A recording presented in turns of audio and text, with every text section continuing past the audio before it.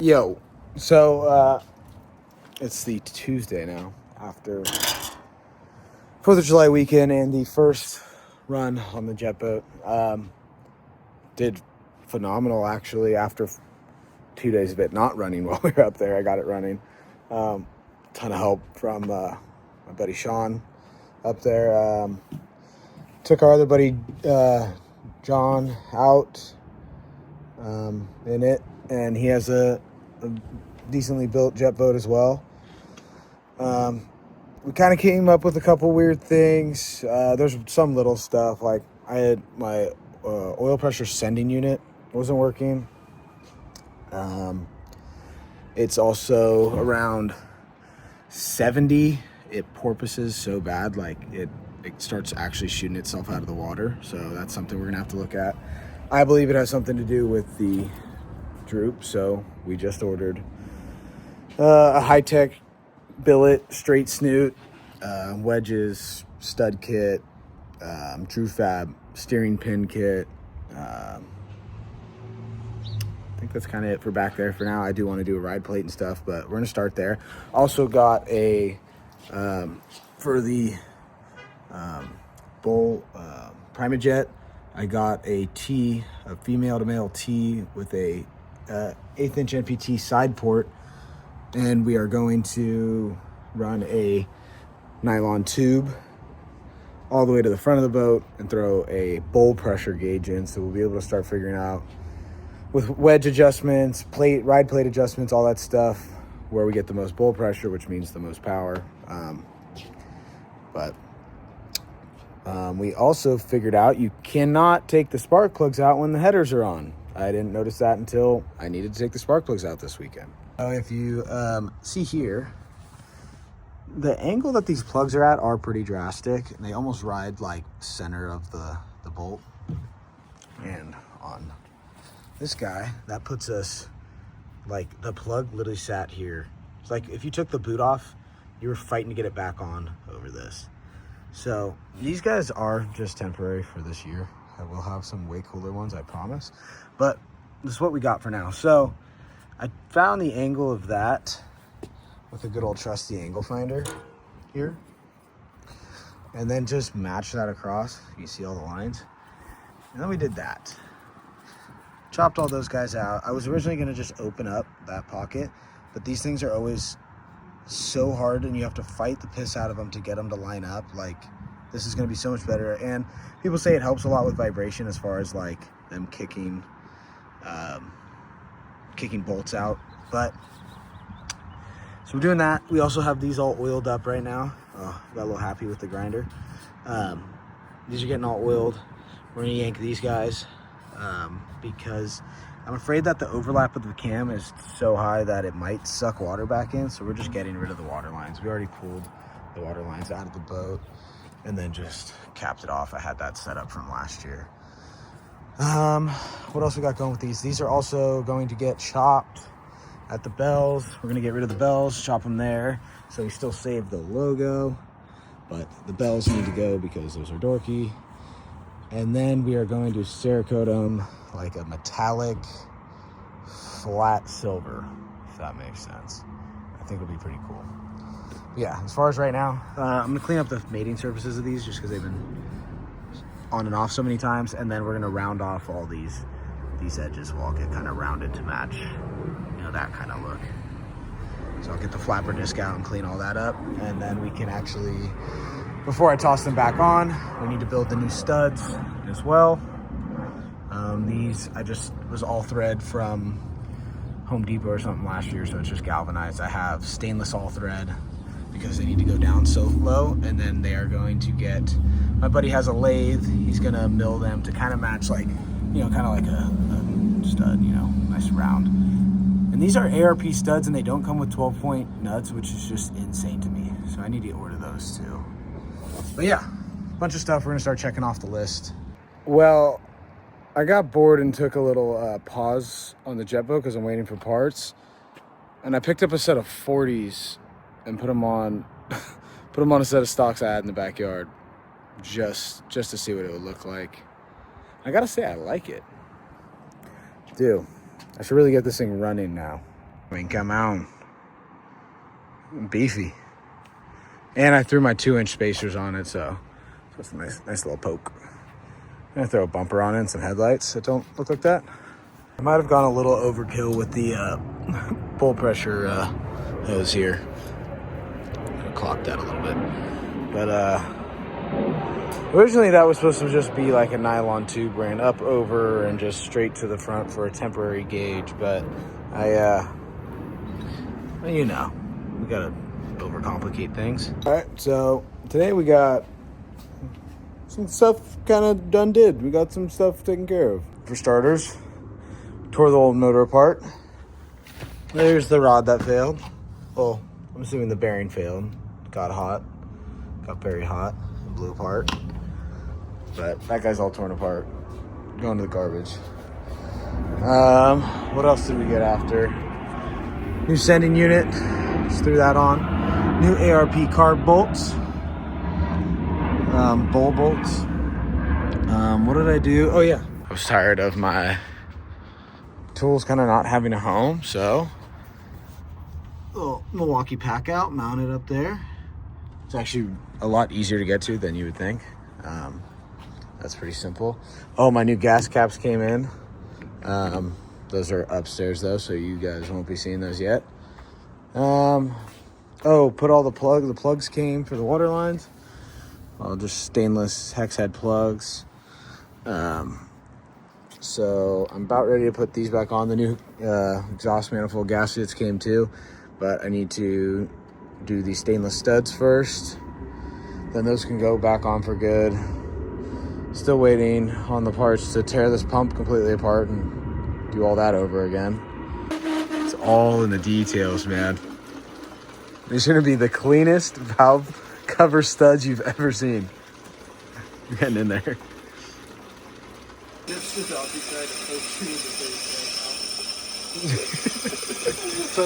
all right. We're in the middle of doing the table for Night in the Country, but I had to pause for a second because this guy came in yesterday. Billet, straight snoot with wedges from High Tech. I'm waiting on some steering parts from them, but this literally just showed up. I'm unwrapping it right now for the first time. It is my new place diverter, which is basically the exact same one that I had. Just a black new style place diverter, but this one has the inserts. So I can put the different nozzle inserts in it and see if that changes anything. And it's all brand new, so why not? It comes with the blue one already in there. That's perfect. Blue? Yeah, I'm gonna have to end up getting all the other nozzles, but I was gonna have mine machined to fit those, but I figure why not just buy a new one, be all new and fresh, and then I can, oh no, come on. Then I was able to sell my droop at my old place diverter as a set, so let someone else enjoy that stuff if they don't care about fine tuning the nozzle insert and all that good stuff. So all I'm waiting on is the Drew Fab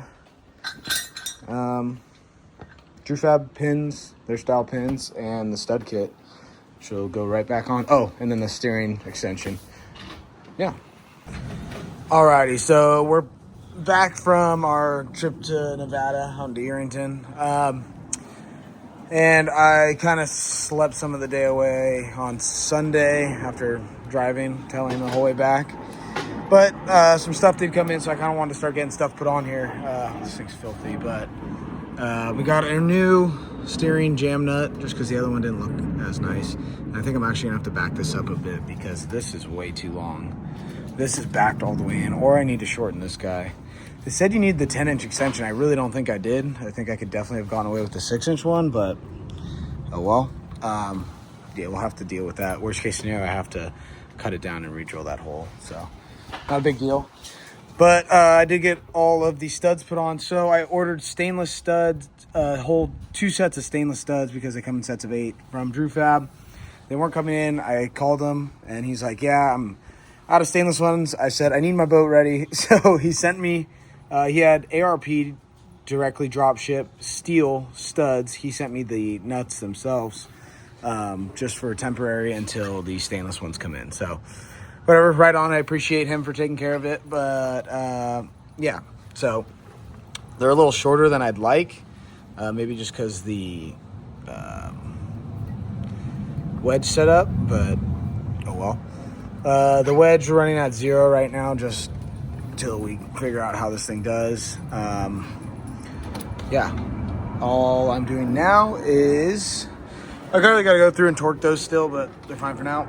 But for now, we're going to be setting up these steering pins. So I don't know, they're extremely well made, really nice.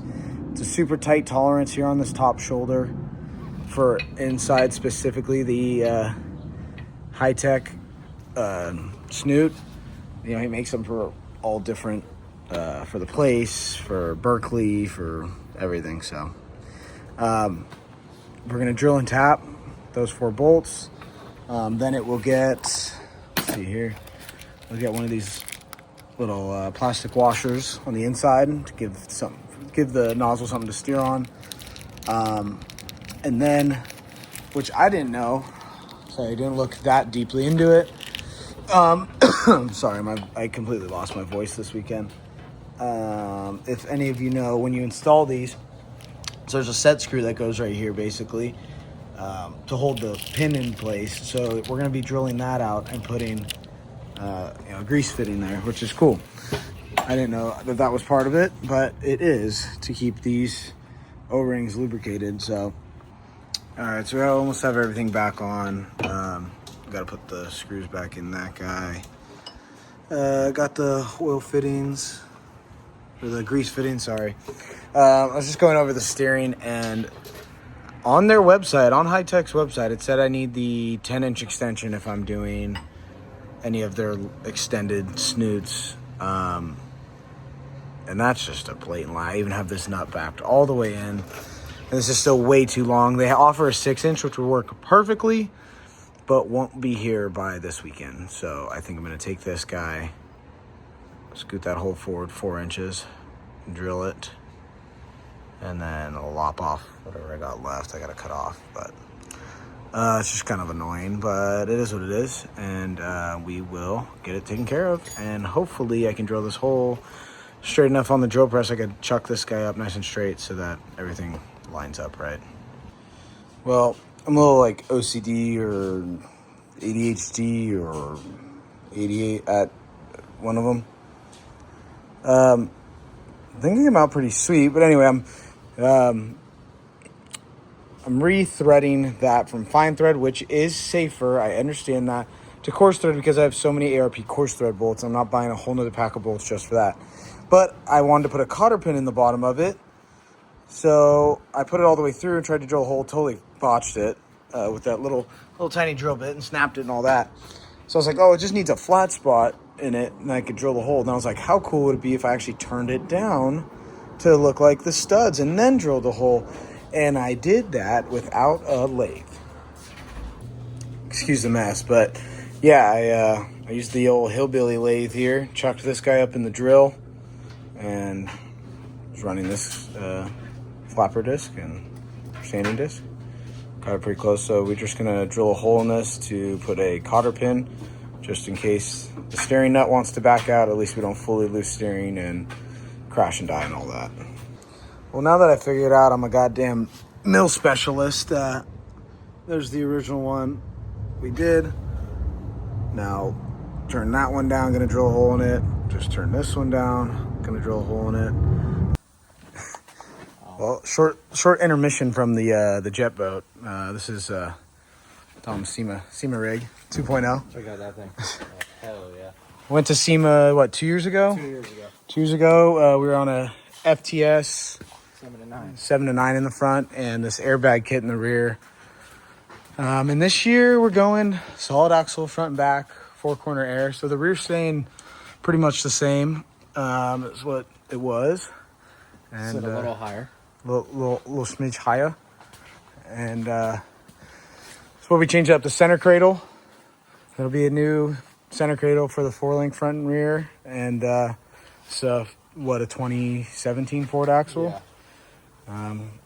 just got back from powder coat and reassembly, so we're making up some frame plates right now. We had these template ones water cut out of, first we made them out of cardboard, now these are made out of aluminum, and we are just figuring out where all our mounting holes are going to go. And we'll get this guy all together, get this made out of a big old plate with overlays and stuff. But right now we're trying to match up our bolts to actually work as mounting bolts, and that's what we've come up so far. See how this goes. All right, so Chris over at Precision Pump Works hooked me up with this loader last year. Then he did the pump work this year. But after doing some mild research on a rounded keel bottom, which is what I have, it's rounded there, these loaders need to sit either flush or an 1/8 inch high in the intake in retrospect to the keel. And after a bunch of straight edging, putting this in and out, trimming, that's the difference. So this thing was hanging down. That's our mark. That's a decent chunk. And I was wondering why when I let off, this thing would come to almost a complete halt. And this probably didn't help with my hopping problem at high speeds. So we got this one cut, sharpened up. We're gonna match this side and we should be good to go. All right, y'all, so finally made it up to Cole's house. It's Friday afternoon. We're gonna head up to the lake in a second here, but I wanted to show you guys his boat real quick. Eliminator Daytona, 540 cubic inch, dart block, setback pump, the whole nine. Well, it should be pretty good. Let's see, there's Sean, the Eliminator. This guy's always out here too in this capsule boat.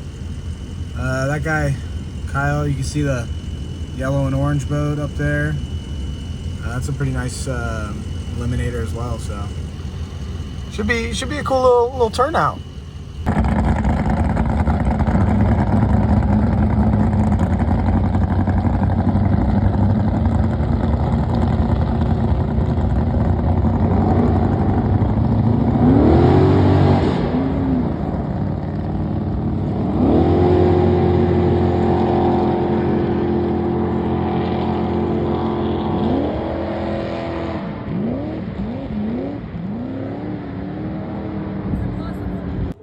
The diverter's perfect. Well, how does it feel? Does it feel loose or no? No.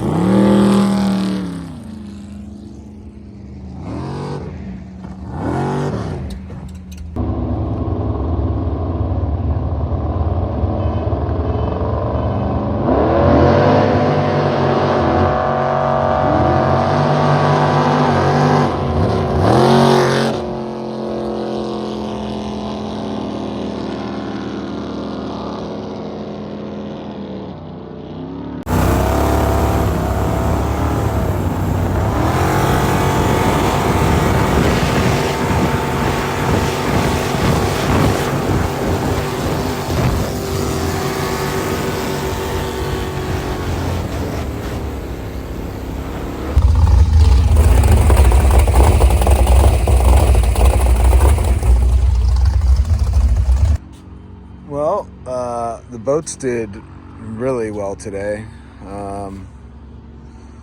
Cole hit 94 in this thing today for first time. I took it out yesterday, so I guess second time out, but still kind of getting used to the boat. I hit 80 in this today, and it started dancing again like it was at 70 the last time I took it out, so definitely some stuff to still mess with. I don't know. Still seems pretty wet too, so I don't know. I don't even know where to go. I got to start picking people's brains with it. But it definitely did a lot better. And from 0 to 80 is ridiculous. But we're gonna pull them back out tomorrow and see what we can do. Sweet, yeah, all that.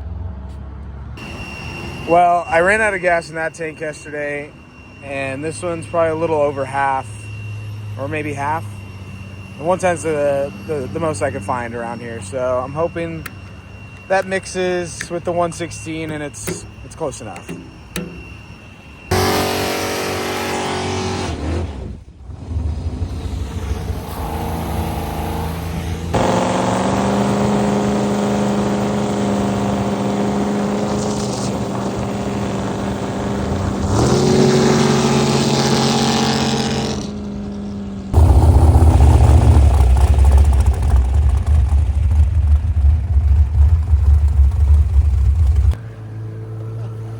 Well, that's not good.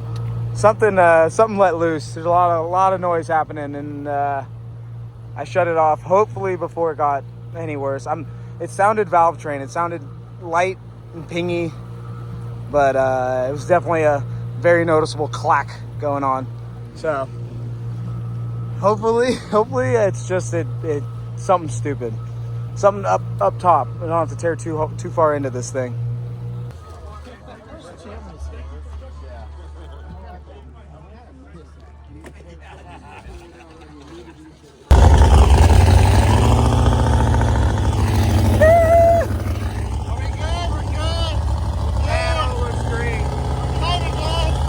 That'll be all right.